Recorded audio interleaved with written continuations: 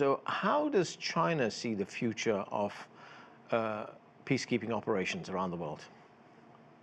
Thank you very much for having me. I think China is very much dedicated and committed to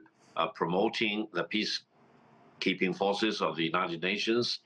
involving them in many of the very difficult and challenging situations in different parts of the world. And China is, as you just now mentioned, one of the biggest contributors, ranking second, as a matter of fact, and one of the largest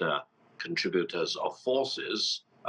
among all the UN member states, and the largest among all the permanent member states of the United Nations. I think China will continue to do that, and China will also promote more sophisticated management and deployment of peacekeepers of the United Nations in different parts of the world, so that they will be more up to standards, and also try to play a very positive role in very difficult situations like the Gaza and the Palestinian and the Israeli war, and also the Russian-Ukrainian war, for example, because otherwise, without any meaningful third-party involvement to keep the combatants apart from each other,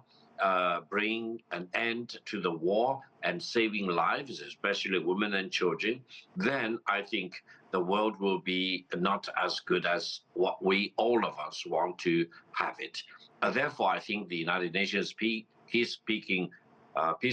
operations need to be more sophisticated and maybe moving in line with the changes in the world, and also need to think bold as to what they can do to play a better role in more difficult situations, including the two I just now mentioned. And I think China will do whatever it takes to make sure that the United Nations